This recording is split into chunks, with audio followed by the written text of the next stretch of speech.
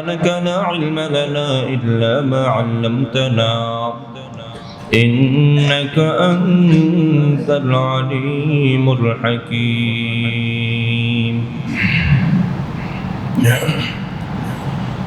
الحمد لله আল্লাহ রব্বুল ইজ্জতের আলিশান দরবারে অসংখ্য গণিত শুকরিয়া যে রব্বুল ইজ্জত আমাদেরকে অত্যন্ত মায়া করে মহাব্বত করে ভালোবেসে দুনিয়ার সমস্ত ঝামেলা থেকে ফারেক করে সুস্থতার নিয়ামতের সাথে আল্লাহর ঘর মসজিদে আল্লাহর পবিত্র বিধান জুমার নামাজ আদায়ের জন্য রব্বুল আলামিন আমাদেরকে তার ঘরে আগে আগে আসার বসার তৌফিক এনায়েত করেছেন। এজন্য রবের দরবারে অন্তরের অন্তঃস্থল থেকে দিলের জবানে সকলেই একই বাক্যে কালিমাত শুকর পাঠ করি আলহামদুলিল্লাহ। মুআজ্জাজ মুকাররম সম্মানিত মুসল্লিয়ানি کرام, আমরা রবিউল আউয়াল মাসের শুরু থেকে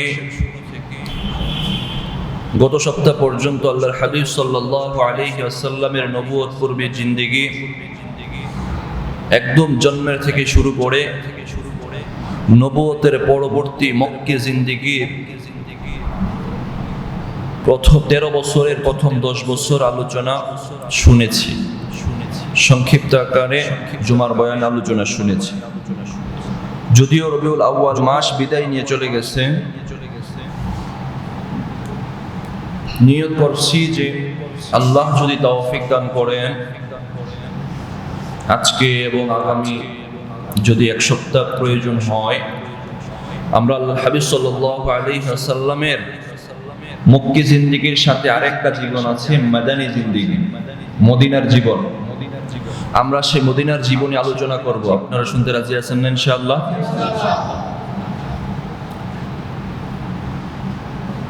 মক্কি জিন্দেগির চেয়ে মাদানী জিন্দেগির মাঝে আমাদের জন্য বিধিবিধান, ইসলামের হুকুম আহকাম বেশি। যতদিন মক্কায় ছিলেন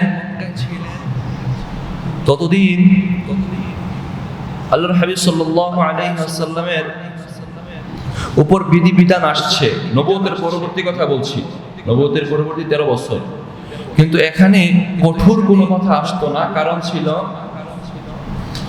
ইমানদার যারা ছিল তারা নতুন আসার পরেই যদি বড় বিধান দিয়ে দেওয়া হয় তারা আবার ফসকে যেতে পারে। এজন্য আল্লাহও হিকমতের সাথে বিধান দিতেন নরম নরম।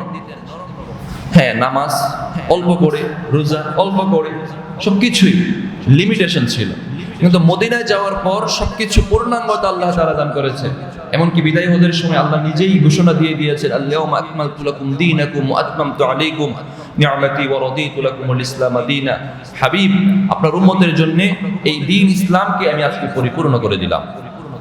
ইসলামটাকে আল্লাহ পরিপূর্ণ করে দিয়েছেন। এজন্য মদিনী জিন্দেগির গুরুত্ব আছে, রাসূলের জীবনের প্রত্যেকটা দিনেরই গুরুত্ব আছে, মদিনী জিন্দেগিরও গুরুত্ব আছে। সেই হিসাবে ইনশাআল্লাহ আমরা মদিনী জিন্দেগির আলোচনা শুরু করব। আমরা গত সপ্তাহে যেই জায়গায় আলোচনা শেষ করেছিলাম, রাসূল সাল্লাল্লাহু আলাইহি ওয়াসাল্লামকে যখন দাওয়াত নবুয়তি দেওয়া হলো, রাসূল প্রথম 3 বছর গোপনে দাওয়াত দিলেন, পরবর্তী 3 বছরের পর প্রকাশ্যে দাওয়াত দিলেন। প্রকাশ্যে যখনই দাওয়াত দেওয়া শুরু করলেন, মানুষ, মক্কার কাফেররা, নেতৃস্থানীয় লোকেরা রাসূল এবং তার সাহাবায়ে কেরাম অনুসারীদেরকে প্রকাশ্যে দিবালোকে জুলুম, অন্যায়, অত্যাচার করা শুরু করেছে। একটা পর্যায়ে গিয়ে জুলুমের মাত্রা যখন বেড়ে গিয়েছে, নবুয়তের 10ম বছর, আমরা গত সপ্তাহে আলোচনা শুনেছি, আল্লাহর হাবিব সাল্লাল্লাহু আলাইহি ওয়াসাল্লাম এবং তার সাহাবায়ে কেরামদেরকে শিআবে আবি তালেবের মাঝে বন্দী করে দেওয়া হয়েছে। 3 বছর, 7ম বছর বন্দী করা হয়েছিল। 3 বছর পর ওখান থেকে যখন বের হলেন, তারপরে প্রিয়তমা খাদিজা রাদিয়াল্লাহু তাআলা আনহা এবং আবু তালেবের ইন্তেকাল হয়ে গেল। দুঃখ কষ্ট কার কাছে বলবেন? মানুষের কাছে দাওয়াত নিয়ে যান, মানুষ দাওয়াত গ্রহণ করে না। যে মানুষগুলো ঘরের মধ্যে সান্ত্বনা দিতেন, মানুষের অন্যায় অত্যাচার জুলুম দূর করতেন, প্রতিহত করতেন। ওই মানুষটা যখন বিদায় নিয়ে চলে গেল, আর একটা জায়গায় ভালো লাগে না, একটু দেখি বুক বড় আশা নিয়ে তায়েফে গেলেন। তায়েফের মানুষ রাসূলকে গ্রহণ করে নাই, সেইভাবে প্রত্যাখ্যান করলো, রক্তাক্ত করে দিল। রাসূল সাল্লাল্লাহু আলাইহি ওয়াসাল্লাম সেই অশ্রু বিজড়িত চোখে, ব্যথিত হৃদয়ে ফিরে আসলেন। এই ফিরে আসতে গিয়ে ওখানে একটা বড় ঘটনা ঘটে গেছে। দুই পাহাড়ের মাঝে আল্লাহ তাআলা তার হাবিবকে মিরাজের সুসংবাদ দিয়ে দিয়েছেন। আজকে ধারাবাহিক আলোচনা শুনলে আমরা মেরাজের আলোচনা শুনতে পারতাম, কিন্তু মেরাজের আলোচনাটা একটা পৃথক আলোচনা, লম্বা। ওটা আবার ওখানে আবার নামাজ ফরজ হয়েছে, ওটা পৃথক একটা আলোচনা। ইনশাআল্লাহ রজবে যখন সুযোগ হবে, রজব মাস সামনে আসতেছে, রজবের যেই তারিখে মেরাজটা হয়েছে আমরা ওই দিন মেরাজ সম্পর্কে আলোচনা করব। আজকে মেরাজের পরবর্তী সময়টা যখন মক্কি জিন্দেগি শেষ হয়ে গিয়েছে, মক্কা থেকে আল্লাহর হাবিব সাল্লাল্লাহু আলাইহি ওয়াসাল্লাম মদিনায় গিয়েছেন। এই মক্কা থেকে মদিনায় যাওয়াটাকে কি বলে? বলেন না, কি বলে?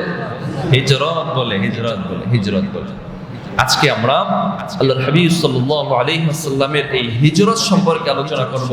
এখানে আমাদের জন্য কি শিক্ষা আছে, হিজরতের প্রেক্ষাপটটা কি ছিল, হিজরতের ফজিলত কি, আমাদের জন্য বিধানটা আছে কি না, কিভাবে আল্লাহর হাবিব সাল্লাল্লাহু আলাইহি ওয়াসাল্লাম হিজরত করে ঘর থেকে বের হয়েছেন, গারে সাউরে কতদিন ছিলেন, কতদিন মদিনায় যাওয়ার পর কিভাবে প্রবেশ করেছেন, মসজিদে কুবায় কতদিন ছিলেন, মসজিদে নববীতে কতক্ষণে গেলেন, এই প্রসেসটা ইনশাআল্লাহ আজকে আলোচনা করার চেষ্টা করব ইনশাআল্লাহ।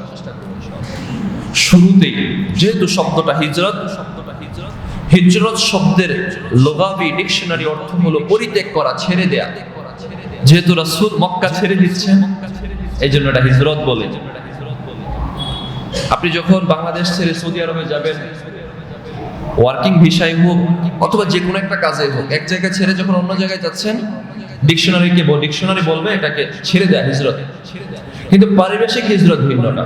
কারণ আপনাকে হিজরত বলতে হলে রাসূল যে হিজরত করেছেন এর পারিভাষিক হিজরতটা হলো দ্বীন এবং ঈমান রক্ষা করার জন্য, নিরাপদে ইবাদত করার জন্য দারুল হারব অর্থাৎ যুদ্ধ কবলিত দেশকে ছেড়ে দারুল ইসলাম শান্তিপ্রিয় দেশে প্রবেশ করাকে হিজরত বলা হয়।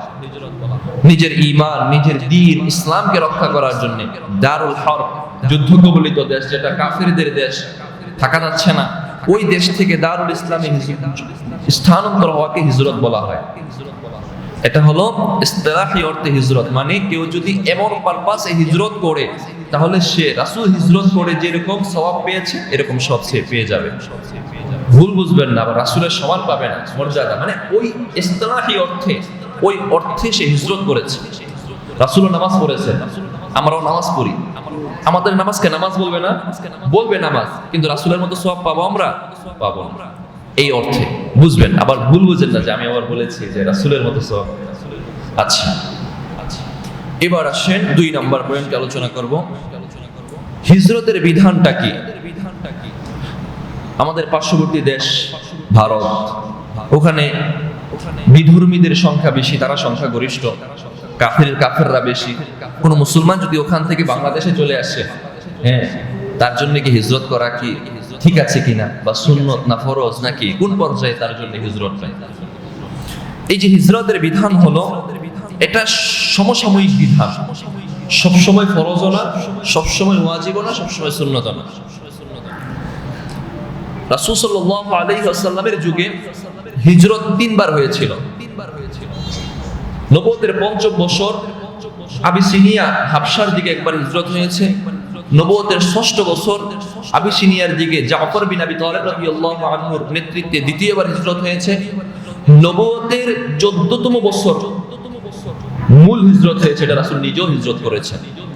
সুতরাং প্রথম যে 2টা হিজরত হয়েছিল, ওই 2টা ছিল সুন্নত, ফরজ ছিল না। সুন্নত কেউ যদি চায় তাহলে সেটা করতে পারতো। আমরা আলোচনায় সেটা শুনবো যখন প্রেক্ষাপট এবং ইতিহাসটা জানবো। এখন বিধানটা বলছি মাত্র। আর সর্বশেষ যে হিজরতটা হয়েছে, রাসূল নিজেও যেটা করেছেন, এটা ছিল ফরজ বিধান। সকল সাহাবায়ে কেরামের জন্য এই হিজরতটা ফরজ ছিল। কেউ যদি মক্কায় থাকতো তার জন্য থাকাটা আবশ্যক, তার জন্য থাকাটা জায়েজ ছিল না, হারাম হয়ে যেত। এটা ফরজ ছিল। এটা হলো হিজরতের বিধান। সম্মানিত মুসল্লিয়ানি কেরাম, হিজরতের ইতিহাস এবং প্রেক্ষাপট এর জানার পূর্বে আরেকটি পয়েন্ট আলোচনা করব, হিজরতের ফজিলত কি। হিজরত করলে আল্লাহ তাআলা যেহেতু ফরজ করছেন কোনো জায়গায়, সুন্নাহ আছে, যদি ক্ষেত্র বিশেষ হিজরত করতে হয় এর ফজিলত কি, মর্যাদা কি, 2 অথবা 3টি পয়েন্টে ফজিলতটা জেনে তারপর আমরা ইতিহাসে প্রবেশ করব ইনশাআল্লাহ। হিজরতের ফজিলত হলো হিজরতের মাধ্যমে আল্লাহ তাআলা যে হিজরত করবেন তার জন্য জান্নাতকে ওয়াজিব করে দেন। যিনি হিজরত করবেন তার জন্য জান্নাত ওয়াজিব হয়ে যায়। আল্লাহ তাআলা সূরা আলে ইমরানের 195 নম্বর আয়াতে বলেন, বিসমিল্লাহির রহমানির রহিম, فالذين هاجروا وأخرجوا من ديارهم وأوذوا في سبيلي وقاتلوا وقتلوا لأكفرن عنهم سيئاتهم ولأدخلنهم جنات تجري من تحتها الأنهار।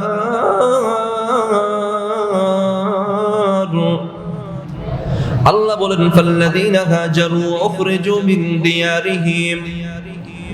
লম্বা আয়াতের মধ্যে আল্লাহ বলেন, যারা তাদের দেশ ছেড়ে হিজরত করে, উখরিজু মিন দিয়ারিহিম, তাদেরকে তাদের দেশ থেকে বিতাড়িত করা হয়। মুহতারাম হাজিরিন, আপনি আমি যখন আল্লাহর হাবিব সাল্লাল্লাহু আলাইহি ওয়াসাল্লামের হিজরতের ইতিহাস শুনবো, তখন আমরাও দেখতে পাবো আল্লাহর হাবিব সাল্লাল্লাহু আলাইহি ওয়াসাল্লাম মক্কা ছেড়ে যেতে চান নাই, সাহাবায়ে কেরামও মক্কা মাতৃভূমি ছেড়ে যেতে চান নাই। রাসূল যখন মক্কা ছেড়ে যাচ্ছিলেন, মক্কা থেকে উত্তর দিকে 5 কিলোমিটার দক্ষিণে গারে সাওরের মধ্যে অবস্থান করেছিলেন। তৃতীয় দিন ওখান থেকে বের হয়ে যখন মদিনার দিকে দক্ষিণ দিকে রওনা করলেন, উত্তর দিকে মদিনার দিকে রওনা করলেন, আল্লাহর হাবিব সাল্লাল্লাহু আলাইহি ওয়াসাল্লাম মদিনার দিকে যাচ্ছেন, পিছু ফিরে একবার মক্কার দিকে তাকান, আরেকবার সামনের দিকে রওনা হন। দুটা চক্ষু বেয়ে বেয়ে পানি পড়তেছিল। রাসূল সাল্লাল্লাহু আলাইহি ওয়াসাল্লাম ওই দিন আল্লাহর কাছে দোয়া করেছিলেন, আল্লাহ, আমার মাতৃভূমি এই মক্কাকে আপনি ভালোবাসেন, এই মক্কাকে ছেড়ে যেতে আজকে মন চাচ্ছে না। রাসূল মাতৃভূমি ছেড়ে যেতে চান নাই, মাতৃভূমির প্রতি মায়া আছে। তারপরে ও কাফেররা এখান থেকে বের করে দিচ্ছেন। রাসূল দোয়া করেছিলেন, আল্লাহ, ও মক্কা, আজকে তোমার বাসিন্দারা যদি আজকে আমাকে এই মক্কা থেকে বের করে না দিত, তাহলে আমি মক্কা ছেড়ে যেতাম না। যেহেতু তোমার বাসিন্দারা আমাকে বের করে দিচ্ছে, তাই আমি বের হয়ে যাচ্ছি। আল্লাহ বলতেছেন, যারা হিজরত করবে কাফেররা তার বাসিন্দাদেরকে বের করে দিবে। আল্লাহ তাদের জন্য পুরস্কার হিসেবে রাখছেন উদখিলুহুমুল জান্নাহ। যারা হিজরত করবে আল্লাহ তাআলা তাদেরকে জান্নাতে প্রবেশ করাবেন। হিজরতের 1 নম্বর ফজিলত জান্নাত। 2 নম্বর ফজিলত হলো হিজরতের মাধ্যমে আল্লাহ তাআলা পূর্বের সমস্ত গুনাহ মাফ করে দেন। হিজরতের মাধ্যমে পূর্বের সমস্ত গুনাহ মাফ হয়ে যায়। সহিহ মুসলিমের 220 নম্বর হাদিসের বর্ণনা, قال النبي صلى الله عليه وسلم لعمرو بن العاص, আল্লাহর হাবিব সাল্লাল্লাহু আলাইহি ওয়াসাল্লাম আমর ইবনে আস রাদিয়াল্লাহু তাআলা আনহু কে বলতেছেন, হে আমর, আমা আলিমতা আন্নাল ইসলাম ইয়াহদিমু মা কানা ক্বাবলাহু। ও আমর, তুমি কি জানো না, কোন একটা মানুষ যখন ইসলাম গ্রহণ করে, ইসলাম গ্রহণের মাধ্যমে ইসলামের পূর্বে তার যত গুনাহ হয়েছিল, মুসলমান হওয়ার কারণে আল্লাহ পূর্বের সমস্ত গুনাহ মাফ করে দেন। ও আমর, 1 নাম্বার ইসলাম, মুসলমান হওয়াটা তার পূর্বের সমস্ত গুনাহ মাফ হয়ে যায়। 2 নাম্বার, ওয়া ইন্নাল হিজরাতা তাহদিমু মা কানা ক্বাবলাহা। কোন একটা মানুষ যখন হিজরত করে, হিজরতের পূর্বে তার যেই সমস্ত গুনাহ খাতাগুলো হয়, হিজরতের মাধ্যমে আল্লাহ তাআলা তার পূর্বের গুনাহগুলো মাফ করে দেন। হিজরতের মাধ্যমে পূর্বের গুনাহ মাফ হয়ে যায়। 3 নাম্বার, যেটা আমাদের জন্য প্রয়োজনীয়, রাসূল আমর ইবনে আস কে বলতেছেন, হে আমর, তুমি কি জানো না, ওয়া আন্নাল হাজ্জা ইয়াহদিমু মা কানা ক্বাবলাহু। সম্মানিত মুসল্লিয়ানি কেরাম, এই গেল হিজরতের ফজিলত। এবার আমরা হিজরতের ইতিহাস এবং প্রেক্ষাপট জানবো ইনশাআল্লাহ। আল্লাহর হাবিব সাল্লাল্লাহু আলাইহি ওয়াসাল্লাম যে মক্কা থেকে মদিনায় নিজে হিজরত করেছিলেন, ওই হিজরতের পূর্বেও আরো দুইবার সাহাবায়ে কেরাম হিজরত করেছিলেন মক্কা থেকে। একবার ছিল নবুয়তের পঞ্চম বছর। নবুয়তের পঞ্চম বছর উসমান রাদিয়াল্লাহু আনহুর নেতৃত্বে রজব মাসে সেই হিজরতটা হয়েছিল। 12 জন পুরুষ 4 জন মহিলা সেই হিজরতে শরীক ছিলেন। কারণ আমরা জানি রাসূল এবং সাহাবায়ে কেরাম নবুয়তের দাওয়াত যখন প্রকাশ্যে দিচ্ছিলেন, তখন কাফেররা তাদেরকে কষ্টের সীমা দিন দিন বাড়াইতেছিল। তৃতীয় বছর যখন প্রকাশ্যে দাওয়াত দেওয়া শুরু করেছেন, এবার নির্যাতনের মাত্রা শুরু হয়ে গিয়েছে প্রকাশ্যে। এবার যখন পঞ্চম বছর, 1 বছর 2 বছর কতদিন সহ্য করা যায়, তখন আল্লাহর পক্ষ থেকে একটি ইঙ্গিতপূর্ণ বিধান এসেছে।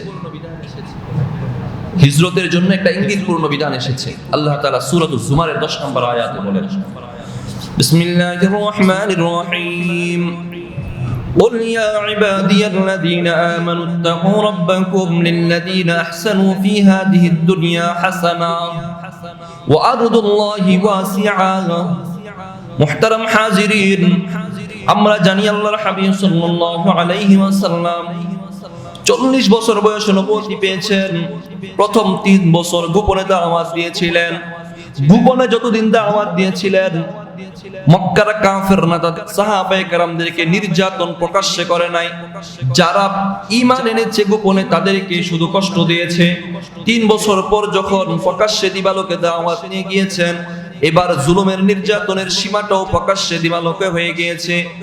তৃতীয় বছর, চতুর্থ বছর অতিক্রান্ত হওয়ার পর পঞ্চম বছর যখন আসলো, সাহাবায়ে কেরাম যখন কষ্টের মধ্যে দিন কাটাচ্ছেন, ইঙ্গিতপূর্ণ একটা বিধান আল্লাহ নাযিল করে দিলেন। আল্লাহ বলেন, ওয়ারদুল্লাহি ওয়াসিআ, আল্লাহর জমিন সবার জন্য বিস্তৃত। আল্লাহ বুঝাইতে চাইলেন, যদি মক্কা ছেড়ে অন্য কোথাও যেতে মন চায় যেতে পারো। আল্লাহর হাবিব সাল্লাল্লাহু আলাইহি ওয়াসাল্লাম সাহাবায়ে কেরামদেরকে আদেশ দিলেন, তাফাররাকু ফিল আরদি ফাইন্নাল্লাহা সায়াজমাউকুম। ও আমার সাহাবায়ে কেরাম, তোমরা পৃথক হয়ে যাও, আল্লাহ তাআলা তোমাদেরকে অচিরেই একত্রিত করবেন। ক্বালু ইলা আইনা তাযহাবু ইয়া রাসূলুল্লাহ, ইলা আইনা নাযহাব। সাহাবায়ে কেরাম বললেন, ইয়া রাসূলুল্লাহ, ইয়া হাবিবাল্লাহ, আমরা কোথায় যাব? ক্বালু ইলা হাহুনা। রাসূল হাত দিয়ে ইশারা করলেন, ও আশারা বিয়াদিহি ইলাল হাবশা। হাত দিয়ে ইশারা করলেন মানে বুঝাইয়া দিলেন, হাবশার দিকে যাও, সিরিয়া আবিসিনিয়ার দিকে যাও। সাহাবায়ে কেরাম প্রথমবার নবুয়তের পঞ্চম বছর উসমান রাদিয়াল্লাহু তাআলা আনহুর নেতৃত্বে 12 জন পুরুষ 4 জন মহিলা আবিসিনিয়ার দিকে হিজরত করেছিলেন।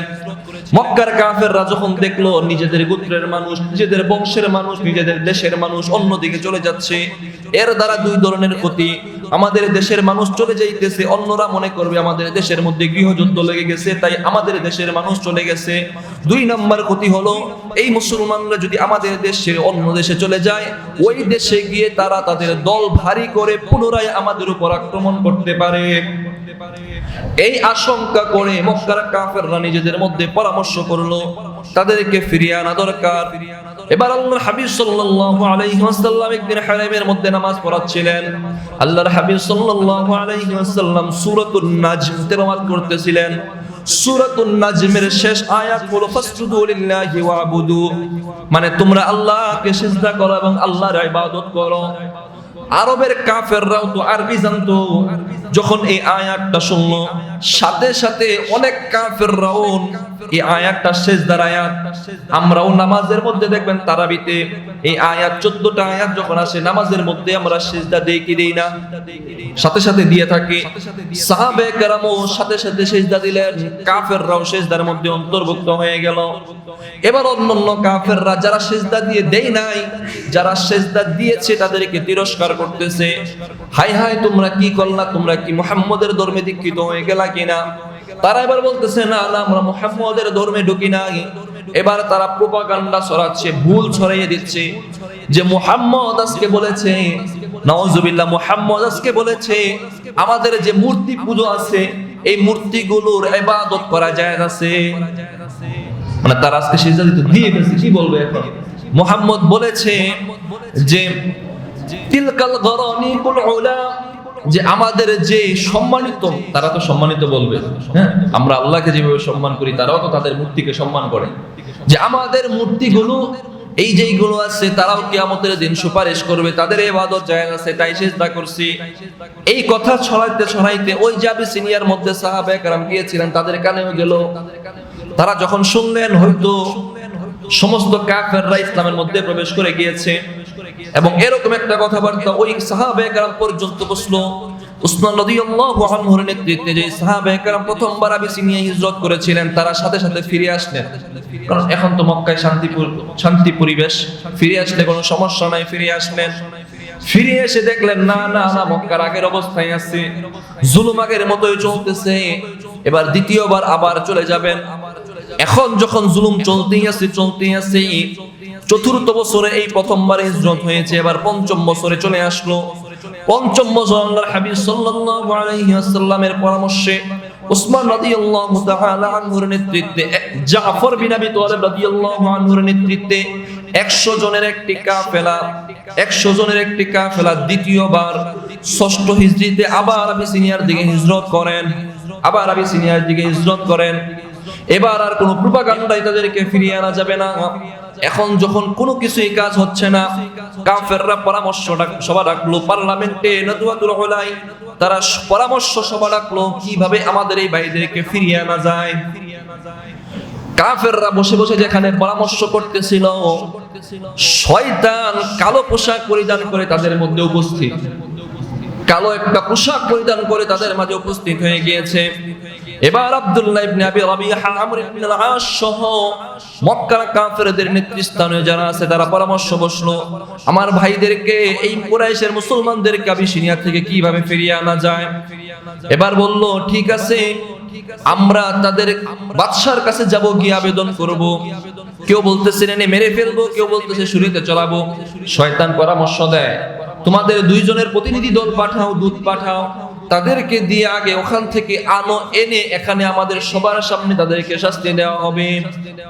এবার 2 জনকে পাঠানো হলো, আব্দুল্লাহ বিন আবি রাবিহা এবং আমর ইবনে আল-আস, 2 জনকে পাঠানো হলো। 2 জন আবিসিনিয়ার বাদশার কাছে গিয়ে বলতেছে, ইন্না নাসাম মিন আরদিন রাগিবু আন দীনিনা ওয়া হুয়া ফি আরদিক। ও বাদশা মহোদয়, আমাদের দেশের কয়েকজন লোক ইসলাম গ্রহণ করে বাপ দাদার ধর্ম ছেড়ে আপনার দেশের মধ্যে আশ্রয় গ্রহণ করেছে, আমরা তাদেরকে নিতে আসছি। প্রত্যেকটা দেশের নিয়ম আছে, এক দেশের লোক অপর দেশে যদি যায়, তাদের দূত যদি পাঠানো হয়, আমাদের এই শরণার্থীকে আমাদের কাছে দেন, তাহলে ওই দেশের সরকার দিতে বাধ্য। এবার কুরাইশের লোকেরা, মক্কার লোকেরা আবিসিনিয়ার বাদশার কাছে যখন এই প্রস্তাব দিল, বাদশাও চিন্তা করলেন একদিক থেকে শুনে কোনো ফাইসালা দেয়া যাবে না। এবার দেখি যারা আসলো কি কারণে এসেছে, তাদের পরামর্শ শুনি, আমি দেখি কি অবস্থা। এবার তাদের মধ্যে যারা নেতৃস্থানীয় আছে মুসলমানদেরকে ডাকলেন। মুসলমানদের 100 জনের মধ্য থেকে বললেন 99 জন তোমরা পিছনে থাকো, তোমাদের মধ্যে যিনি নেতা আছেন উনি সামনে আসো। নেতার নাম হলো জাফর বিন আবি তালিব রাদিয়াল্লাহু তাআলা আনহু, তিনি সামনে আসলেন। কারণ হলো বাদশাও শুনতে চান, তুমি সামনে দাঁড়িয়ে নেতা কথা বলো, বাকিরা পিছনে থাকো, তুমি কথা বলতেই থাকবা, আমি পিছনে তাদের দিকেও খেয়াল করতে থাকবো। তুমি যেই কথাগুলো বলবা, তোমার কথা যদি 100% সত্য হয়, পিছনের ওয়ালা মাথা নাড়িয়ে বলবে সত্য। তোমার কথা যদি মিথ্যা হয়, পিছনের ওয়ালা বলবে মিথ্যা। এবার পিছনের ওয়ালা সত্য বললো না মিথ্যা, সত্য হা বললো না মিথ্যা না বললো, এটা সামনেওয়ালা দেখবিনি। যিনি কথা বলতেছেন উনি দেখতেছেন না, উনি মনে করবে সব যা বলতেছি এটাই ঠিক। বাদশার বিচক্ষণতা, কারণ আমার সত্যটা জানা দরকার। সবার দিকে তাকিয়ে হয়তো তিনি যেটা সবাই চায় সেটা বলে দিতে পারবেন, কিন্তু সামনে দাঁড়িয়ে বলতে হলে যেটা সত্য ওটাই বলতে হবে। না হয় বাদশার সামনে দাঁড়িয়ে যদি একটাও মিথ্যা বলি, অপর দিক থেকে তারা যদি না বলে দেয়, আমার গল্লা চলে যাবে। জাফর বিন আবি তালিব রাদিয়াল্লাহু তাআলা আনহু মিথ্যা বলার কোনো সুযোগই নাই, কারণ তারা সাহাবায়ে কেরাম। এবার বলতেছেন বাদশা নামদার, আমাদের আল্লাহর পক্ষ থেকে একজন পয়গম্বর আছে যার নাম হলো মুহাম্মদুর রাসূলুল্লাহ সাল্লাল্লাহু আলাইহি ওয়াসাল্লাম। আমরা যখন তার দাওয়াত শুনলাম, ইসলামে দীক্ষিত হলাম, আমরা ইবাদত করতে গেলে মক্কার কাফের মুশরিকরা আমাদের উপর নির্যাতন করে, আমাদের নবীর উপর অত্যাচার করে, আমাদের নবীর পরামর্শে আমরা 100 জন আজকে এখানে চলে আসলাম, আপনার দেশে আশ্রয় নিয়েছি। বাদশা বিচক্ষণ লোক, আলেম, রাবির আলেমদেরকে ডেকে জিজ্ঞাসা করলেন কি কারণে এই যে মুহাম্মদ, তিনি আগেও জানতেন, তাওরাতের কি ইলম থেকে তিনি জানতেন শেষ জামানায় একজন নবীর আগমন হবে যার নাম হবে মুহাম্মাদুর রাসূলুল্লাহ সাল্লাল্লাহু আলাইহি ওয়াসাল্লাম। বাদশা চিন্তা করলেন সবকিছুই ঠিক আছে, আগে পরে সব ঠিক, নাম মুহাম্মদ, দাওয়াতও ঠিক আছে, দাওয়াত পছন্দনীয়। এবার যে দুইজন দূত মক্কার কাফেরদের পক্ষ থেকে এসেছিল, আব্দুল্লাহ বিন আবি রাবিহা, আমর ইবনুল আস, এই দুইজন যে এসেছিল তাদের দাবির প্রেক্ষিতে বাদশা তাদেরকে জবাব দিলেন, ফালা ওয়াল্লাহি লা উসাল্লিমুহুম ইলাইকুমা, ও আমাদের দূত, তোমরা যে এসেছো তোমাদেরকে আমরা পূর্ণ সম্মান করি, যতদিন চাও আমাদের দেশে থাকতে পারো, কিন্তু তোমাদের শরণার্থীদেরকে তোমরা যে চাচ্ছ, আমাদের দেশের শরণার্থীদেরকে তোমাদের হাতে আমি কখনোই হস্তান্তর করতে পারি না, আমি তাদেরকে তোমাদের হাতে দিব না। এবার তারা ব্যর্থ হয়ে ফিরে গেলেন, ব্যর্থ হয়ে এবার ফিরে গেছে। এটা হলো হিজরতের প্রথম 2 বারের ঘটনা, গিয়ে চলে গেছেন, তারা এখানে থাকতেছেন। এখানে ষষ্ঠ হিজরির ঘটনা। সপ্তম হিজরিতে তো শিয়াবে আবি তালেব জেলখানা, যেটা গত সপ্তাহে শুনেছেন, সেটা হয়েই গেল। এবার নবুয়তের জিন্দেগির শেষ সময়ে যেটা মূল হিজরত, মদিনায় হিজরত, সেটার প্রেক্ষাপটটা কি ছিল? পুরোটা জিন্দেগি মক্কার 13 বছরই তো মদিনায় হিজরতের প্রেক্ষাপট, মানে এখানে যা হয়েছে, যা ঘটেছে, যা অত্যাচার হয়েছে, জুলুম হয়েছে, এখানে আর থাকা যায় না। সাহাবায়ে কেরাম কতদিন থাকবে? হুকুম যখন, আদেশ যখন এসে গেল, আল্লাহর হাবিব সাল্লাল্লাহু আলাইহি ওয়াসাল্লাম একে একে সাহাবায়ে কেরামদেরকে মক্কা ছাড়ার আদেশ দিলেন। একে একে সব সাহাবায়ে কেরাম, নারী, শিশু, বৃদ্ধ সবাই চলে গেল, শুধুমাত্র যারা মাযুর, চলতে পারে না, তারা রয়ে গেলেন। আর 3 জন মানুষ রয়ে গেলেন। একজন হলেন আলী রাদিয়াল্লাহু আনহু, আরেকজন হলেন আবু বকর রাদিয়াল্লাহু আনহু, আরেকজন হলেন সাইয়্যিদুল মুরসালিন, নবিয়ুল মুরসালিন, ইমামুল মুরসালিন, শফিউনা মুহাম্মাদুর রাসূলুল্লাহ সাল্লাল্লাহু আলাইহি ওয়াসাল্লাম। এই 3 জন ছাড়া বাকি সবাই হিজরত করে ফেলেছে। এবার 3 জনের পালা, কখন কাদের আদেশ আছে? নবী তো পূর্ণ আদেশ ছাড়া রওনা করতে পারেন না। এবার অপেক্ষায় বসে আছেন কখন আল্লাহর হাবিব সাল্লাল্লাহু আলাইহি ওয়াসাল্লামের জন্য হিজরতের অনুমতি আসে, হিজরত করবেন, হিজরতের অনুমতি আসে। আল্লাহর হাবিব সাল্লাল্লাহু আলাইহি ওয়াসাল্লাম সাহাবায়ে কেরামদেরকে যে মদিনায় পাঠালেন, এরও 2টা প্রেক্ষাপট আছে। কারণ মদিনা ছাড়া তো অন্য কোথাও পাঠাইতে পারতেন। মদিনায় কেন পাঠাইলেন? নবুয়তের 11তম বছর, শিয়াবে আবি তালেব থেকে বের হওয়ার পর নবুয়তের 11তম বছর, আল্লাহর হাবিব সাল্লাল্লাহু আলাইহি ওয়াসাল্লাম মিনা, মুজদালিফা এবং আরাফা, এই উপত্যকাগুলোতে রাসূল সাল্লাল্লাহু আলাইহি ওয়াসাল্লাম দাওয়াত দিতেন। হজের মৌসুমে অন্যান্য দেশ থেকে মানুষ এখানে আসতো। মদিনা থেকে 11তম বছরে 6 জন মানুষ এখানে এসে রাসূলের কাছে আসলো, এসে বলতেছে, আপনারা কথা আমার পছন্দ হয়, আমাদেরকে দ্বীনের দাওয়াত দেন, আমাদেরকে মুসলমান বানিয়ে নেন। এই 6 জনকে মুসলমান বানিয়ে দেয়া হলো। এবার 6 জন মদিনায় ফিরে গেল, ইয়াসরিবে ফিরে গেল। ইয়াসরিবে ফিরে গিয়ে তারাও দ্বীনের দাওয়াত দিল। পরবর্তী বছর তারা আরো 6 জনকে নিয়ে মোট 12 জন আসলো। একই জায়গায় বাইআত, দ্বিতীয় বছর নবুয়তের 12তম বছর 12 জন মুসলমানদের সামনে রাসূল দ্বীনের দাওয়াত পেশ করলেন। 12 জন ইসলাম গ্রহণ করলো। 12 জনকে আবার যখন ফেরত পাঠাচ্ছেন, তাদের জন্য একজন শিক্ষক নিযুক্ত করে দিলেন। মুসআব বিন উমাইর রাদিয়াল্লাহু আনহুকে পাঠিয়ে দিলেন, তোমরা তাদেরকে গিয়ে দ্বীন শিক্ষা দিবা, কোরআন শিক্ষা দিবা। মুসআব বিন উমাইর রাদিয়াল্লাহু আনহু সহ এই 13 জন মদিনায় চলে গেল। মদিনায় গিয়ে পরবর্তী বছর নবুয়তের 13তম বছর 73 জন পুরুষ, 2 জন মহিলা, কোন বর্ণনায় আছে 70 জন শুধুমাত্র পুরুষ, অথবা 71 জন পুরুশ, একজনের ব্যাপারে মুখতালাফ আছে। 73 জন পুরুষ, 2 জন মহিলা। আবার নবুয়তের 13তম বছর আসলো, এসে বলতেছেন, ইয়া রাসূলুল্লাহ, ইয়া হাবিবাল্লাহ, মক্কার কাফের মুশরিকরা আপনাদেরকে কষ্ট দেয়, সাহাবায়ে কেরামদেরকে কষ্ট দেয়। আমাদের দল আজকে ভারী হয়েছে, ৭৩ জন মুসলমান। আমাদের পরিবারের মধ্যে আরো অনেক মানুষ আছে যারা ইসলাম গ্রহণ করতে পারে, আমাদের কথা মানবে, আমরা নেতৃস্থানীয় লোক। ইয়া রাসূলুল্লাহ, আমাদের সাথে চলেন, মদিনায় চলেন, আমরা আপনাকে সাহারা দিব, আমরা আপনাকে আশ্রয় দিব, আমরা আপনাকে ঘরবাড়ি দিব। রাসূল সাল্লাল্লাহু আলাইহি ওয়াসাল্লাম চাইলেই যেতে পারেন না, আল্লাহর পক্ষ থেকে আদেশের দরকার আছে। সাথে সাথে ওই মদিনার মুসলমানেরা যখন এই আবেদন করলো, আল্লাহর রাসূল সাল্লাল্লাহু আলাইহি ওয়াসাল্লামের সাথে রাসূলের চাচা আব্বাস রাদিয়াল্লাহু আনহু ততক্ষণ ছিলেন। আব্বাস রাদিয়াল্লাহু আনহু রাসূলের সাথে ছিলেন, কিন্তু ততদিন পর্যন্ত তিনি ঈমান গ্রহণ করেন নাই, ঈমান আনেন নাই। তারপরেও ভাতিজার প্রতি টান আছে।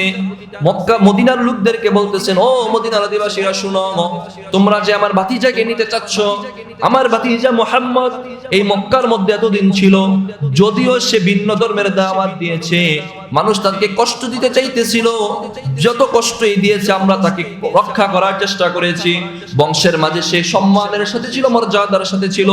যদি এই মর্যাদা সম্মান অক্ষুণ্ণ রেখে তোমরা তাকে নিতে চাও তাহলে নিতে পারো, যদি কোনোভাবে মর্যাদা ক্ষুণ্ণ হয় তাহলে কিন্তু নিতে পারবা না। সাহাবায়ে কেরাম ঈমানের বলে বলিয়ান মদিনার সাহাবায়ে কেরাম বললেন, ও আব্বা, শুনিয়া রাখেন, আপনার ভাতিজা মুহাম্মদুর রাসূলুল্লাহ সাল্লাল্লাহু আলাইহি ওয়াসাল্লামকে পূর্ণ মর্যাদা, ইজ্জত, সম্মান, জীবনে এক ফোঁটা রক্ত যদি বাকি থাকে, শরীরে এক ফোঁটা রক্ত যদি বাকি থাকে, আমার একটা অঙ্গের মধ্যে যদি রক্ত চলাচল বহিয়ে থাকে, তাহলে আমার ওই অঙ্গটাও মুহাম্মদুর রাসূলুল্লাহকে হেফাজত করবে, রাসূলের হেফাজত করবে। চাচা ঠিক আছে, ভরসা পাওয়া গেল। এবার সাহাবায়ে কেরাম হিজরত করলেন। রাসূল কখন অনুমতি আসে, আল্লাহর পক্ষ থেকে আদেশের অপেক্ষায় বসে রইলেন। আদেশের আগে রাসূল আবু বকরকে বললেন, আবু বকর, কোন সময়, শুধুমাত্র এতটুকু বললেন, আবু বকর, কোন সময় হিজরতের অনুমতি আসে জানি না, প্রস্তুত থাকবা। শুধু এতটুকুই বললেন, প্রস্তুত থেকো। আবু বকর রাদিয়াল্লাহু তাআলা আনহু সারাটা জীবন রাসূলের সাথে কাটাইলেন, শৈশব রাসূলের সাথে কাটাইলেন। নবুয়তের শুরু সময়ে প্রথম মুসলমানটাই হলেন, প্রথম পুরুষ মুসলমানটাই হলেন আবু বকর।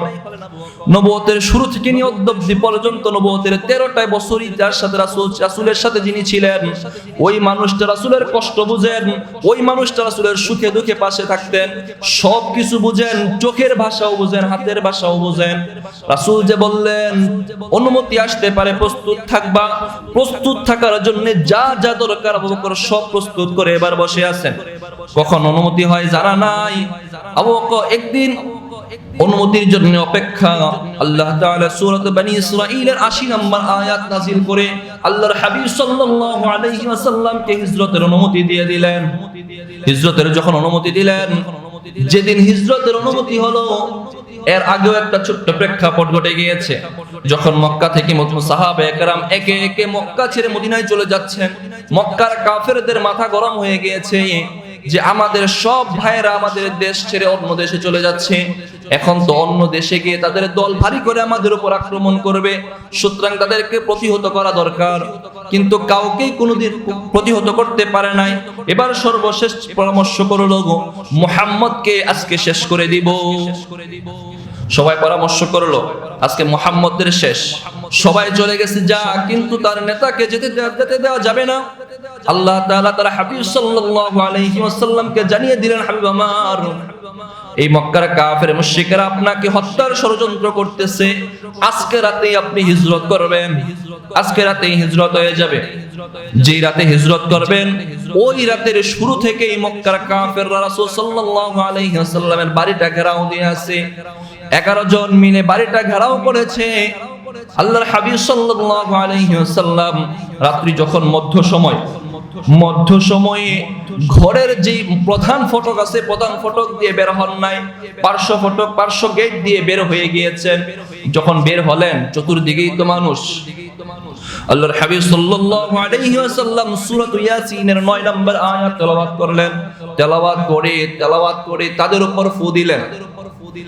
তারা চোখ আছে সবকিছুই দেখে, কিন্তু তেলাওয়াত করে যখনই তাদের চেহারার উপর ফু দিলেন, তখন তারা সব কিছুই দেখে, শুধু নবীকেই দেখে না। সবকিছুই দেখে কিন্তু রাসূলকে দেখে না। রাসূল সাল্লাল্লাহু আলাইহি ওয়াসাল্লামের দিক দিয়ে চলে আসলেন। মক্কা থেকে মদিনা হলো উত্তর দিকে। সূক্ষ্ম বিষয়, মক্কা থেকে মদিনা কোন দিকে? উত্তর দিকে, কারণ মদিনাওয়ালারা দক্ষিণ দিকে ফিরে নামাজ পড়ে। মক্কা থেকে মদিনা হলো উত্তর দিকে, কিন্তু রাসূল সাল্লাল্লাহু আলাইহি ওয়াসাল্লামের ঘরের মেইন গেট ছিল উত্তর দিকে। তারা ভাবছে রাসূল বের হলে যাবেন উত্তর দিকে, গেট হলো উত্তর দিকে, হয়তো এটা দিয়ে বের হবেন, ওই দিকেই যাবেন। কিন্তু না না না, আল্লাহর হাবিব সাল্লাল্লাহু আলাইহি ওয়াসাল্লাম বিচক্ষণতার সাথে পার্শ্ব গেট দিয়ে বের হয়ে প্রথমেই উত্তর দিকে যান নাই, মক্কা থেকে কাবা থেকে 5 কিলোমিটার দক্ষিণে গিয়েছেন। 5 কিলোমিটার দক্ষিণে জাবালে সাউরের মধ্যে গিয়ে অবস্থান করেছিলেন। 5 কিলোমিটার দক্ষিণে। তাদের কল্পনাই হয় নাই নবী যাবেন উত্তরে, দক্ষিণে যেতে পারেন, কল্পনাই নাই। তারা অপেক্ষা করতেছে কখন সকাল হবে, নবীকে ধরবো। আল্লাহর হাবিব সাল্লাল্লাহু আলাইহি ওয়াসাল্লাম প্রতিদিনের শেষ রাতে তাহাজ্জুদের জন্য খানায় কাবায় যেতেন। ফজরের আগে তাহাজ্জুদের সময় যেতেন। রাসূল সাল্লাল্লাহু আলাইহি ওয়াসাল্লাম যাবার আগে আলী রাদিয়াল্লাহু তাআলা আনহুকে তার বিছানায় শুইয়ে গেলেন। আলী, আমার বিছানায় শুয়ে থাকো। আলী রাদিয়াল্লাহু আনহুকে বিছানায় শুইয়ে গেছেন। রাত্র যতই হয় তারাও কি দিয়ে দেখে, হ্যাঁ বিছানায় তো মানুষ ঠিকই আছে। মানুষ আছে না নাই? মানুষ ঠিকই আছে। তাহাজ্জুদের সময় হয়ে গিয়েছে। কাফেররাও জানে নবী তাহাজ্জুদের সময় তাহাজ্জুদের জন্য বের হবেন, কিন্তু আজকে তো বের হয় না। হাই হাই, কি হলো? আরে চলো দেখে আসি। না না না, বের হোক, তারপরেই দেখা যাবে। তাহাজ্জুদের সময় গড়িয়ে ফজরের সময় হয়ে গেল, এখনো বের হয় না। ফজরের সময় যখন হলো, নামাজের সময়, আলী রাদিয়াল্লাহু আনহু উঠলেন, বের হলেন। এবার সবাই দেখে, হাই হাই, মুহাম্মদ কই? এখন দেখি আলীকে দেখতেছি, মুহাম্মদুর রাসূলুল্লাহ সাল্লাল্লাহু আলাইহি ওয়াসাল্লাম কোথায় গেল? তারা পেরেশান হয়ে গেল। এদিক দিয়ে আল্লাহর হাবিব সাল্লাল্লাহু আলাইহি ওয়াসাল্লাম ঘর থেকে বের হলেন। বের হয়ে প্রথমে আবু বকরের ঘরে গেলেন। আবু বকর রাদিয়াল্লাহু তাআলা আনহু যেদিন থেকে আল্লাহর হাবিব সাল্লাল্লাহু আলাইহি ওয়াসাল্লামের থেকে শুনেছিলেন হিজরতের অনুমতি হতে পারে, সেদিন থেকে প্রস্তুত হয়ে বসে আছেন। আল্লাহর হাবিব সাল্লাল্লাহু আলাইহি ওয়াসাল্লাম আবু বকরের ঘরে টোকা দেওয়ার সাথে সাথে আবু বকর রাদিয়াল্লাহু তাআলা আনহু দরজাটা খুলে দিলেন। আল্লাহর হাবিব সাল্লাল্লাহু আলাইহি ওয়াসাল্লাম বলেন, আবু বকর, একটা মানুষের ঘরে টোকা দিলে দরজা খুলতে তো এক মুহূর্ত সময় বেশ লাগার কথা। ও আবু বকর, একটু সময়ও ক্ষেপণ হলো না, সাথে সাথে তুমি কিভাবে দরজা খুলে দিলা? আবু বকর রাদিয়াল্লাহু তাআলা আনহু বললেন, ইয়া রাসূলুল্লাহ, ইয়া হাবিবাল্লাহ, যেদিন থেকে আপনি বলেছিলেন হিজরতের অনুমতি হতে পারে, হিজরতের জন্য আমি একটা বাহন এবং দুইটা বাহন এবং একজন রাহবারকে নিয়ে আমি আমার পিঠটা দরজার সাথে লাগিয়ে রেখেছি। ইয়া রাসূলুল্লাহ, আপনি যদি টোকা দেন, আপনার টোকাটা যেন আমার দরজায় না লাগে, আমার পিঠের মধ্যে লেগে যায়, যেন আমার এক মুহূর্তে দরজা খুলতে দেরি না হয়।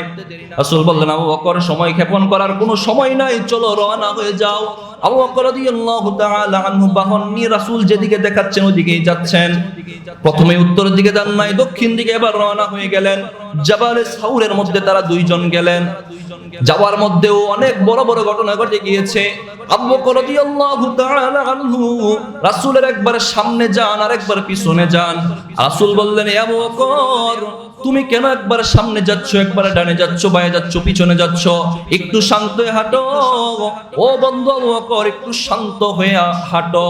আবু বকর বললেন, ইয়া রাসূলুল্লাহ, ইয়া হাবিবাল্লাহ, এমন একটা পরিস্থিতিতে আমি কিভাবে শান্ত হতে পারি? আমি আপনার সামনে যাচ্ছি, পিছনে যাচ্ছি, আমি আপনার ডানে যাচ্ছি, বায়ে যাচ্ছি। ইয়া রাসূলুল্লাহ, আমার আশঙ্কা হচ্ছে মক্কার কাফেররা যদি আপনাকে সামনের দিক থেকে আক্রমণ করে, তখন আমি সামনে যাই, যখনই আমার ভয় হয় পিছন থেকে আক্রমণ করতে পারে, তখন আমি আপনার পিছনে যাই। যখনই আমার ভয় হয় আপনাকে ডান দিক থেকে আক্রমণ করতে পারে, আমি আপনার ডান দিকে অবস্থান করি। যখনই আমার আশঙ্কা হয় আপনাকে বাম দিক থেকে আক্রমণ করতে পারে, তখনই আমি আপনার বাম দিকে অবস্থান করি। এইভাবে রাসূলকে পুরোটা রাস্তা 5 কিলোমিটার রাস্তা এইভাবেই নিতে নিতে গারে সাউরের মধ্যে যখন পৌঁছলেন, একটা পাহাড়ের গুহা আগে থেকেই বসবাসের জন্য প্রস্তুত থাকে না। আবু বকর বললেন, ইয়া রাসূলুল্লাহ, ইয়া হাবিবাল্লাহ, আপনি একটু বসেন, আমি ওই পাহাড়ের গুহাটা পরিষ্কার করে আসি। পাহাড়ের গুহাটার মধ্যে মাকড়সার জাল ছিল, আরো অনেক নোংরা আবর্জনা ছিল।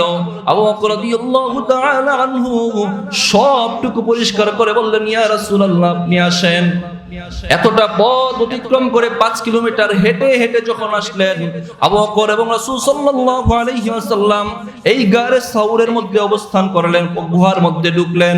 গুহার মধ্যে ঢুকলেন, আবু বকর রাদিয়াল্লাহু আনহুর উরুর উপর মাথাটা দিয়ে রাসূল সাল্লাল্লাহু আলাইহি ওয়াসাল্লাম একটু রেস্ট নিলেন, অবস্থান করলেন। যখনই মাথাটা হেলিয়ে দিলেন, রাসূলের দুটো চক্ষু বন্ধ হয়ে গেল, কিছুক্ষণ ঘুম এসে গেল, তন্দ্রা এসে গেল। আবু বকর রাদিয়াল্লাহু তাআলা আনহু এক মুহূর্তের জন্যও মনোযোগ সরাচ্ছেন না। আবু বকর রাদিয়াল্লাহু আনহু পুরোটা গুহা দেখলেন। এখন দেখতেছেন সবগুলো ছিদ্রই তো বন্ধ করা হলো, একটা ছিদ্র এখনো বাকি রয়ে গেছে, একটা ছিদ্র এখনো বাকি রয়ে গিয়েছে। এখন এই ছিদ্র যদি তারা আমাদেরকে দেখে ফেলে, উপর দিক থেকে ছিদ্র, যদি এই দিক থেকে মক্কার কাফেররা খুঁজতে খুঁজতে আমাদেরকে দেখে ফেলে, তাহলে তো আমাদেরকে শেষ করে ফেলবে। এজন্য পায়ের একটা অংশ দিয়ে ওই গুহাটার মধ্যে ছিদ্রটা বন্ধ করে দিলেন, পা দিয়ে ওই ছিদ্রটা বন্ধ করে দিলেন। কিছুক্ষণ পর আল্লাহর হাবিব সাল্লাল্লাহু আলাইহি ওয়াসাল্লাম তো ঘুমিয়ে রইলেন, তন্দ্রাচ্ছন্ন হয়ে রইলেন। দেখলেন আবু বকরের চোখ বেয়ে বেয়ে পানি পড়তেছে, পানি পড়তেছে, ততক্ষণ পর্যন্ত খেয়াল হয় নাই। যখন একটা পানির ফুঁটা রাসূলের চেহারা মুবারকের উপর পড়লো, আল্লাহর হাবিব সাল্লাল্লাহু আলাইহি ওয়াসাল্লামের ঘুম ভেঙে গেল। বললেন, বন্ধু আবু বকর, তোমার কি হয়েছে, তুমি কান্না করতেছো কেন? বললেন, ইয়া রাসূলুল্লাহ, ইয়া হাবিবাল্লাহ, আপনি যখন এই রাস্তাটা অতিক্রম করে এসে আমার ওর উপর মাথাটা রেখে আপনি ঘুমাচ্ছিলেন, ইয়া রাসূলুল্লাহ, আমি দেখলাম একটা ছিদ্র আছে, আমার পা দিয়ে এই ছিদ্রটা বন্ধ করতে গিয়েছিলাম, বন্ধ করেছিলাম, এতক্ষণ পর্যন্ত বন্ধ করে রেখেছি। ইয়া রাসূলুল্লাহ, ইয়া হাবিবাল্লাহ, ছিদ্রের পাশ থেকে কি যেন আমাকে দংশন করতেছে। যখনই পাটা সরাইলেন, দেখলেন একটা সাপ আবু বকরের পায়ে দংশন করছে। একটা সাপ অনবরত আবু বকরের পায়ে দংশন করে গিয়েছে। সাথে সাথে আল্লাহর হাবিব সাল্লাল্লাহু আলাইহি ওয়াসাল্লাম লালা মুবারক দিয়ে আবু বকরের পায়ের মধ্যে লাগিয়ে দিলেন। যেই জায়গায় দংশন হয়েছে সেই জায়গায় লাগিয়ে দিলেন। সাথে সাথে আবু বকরের ব্যথা ভালো হয়ে গিয়েছে।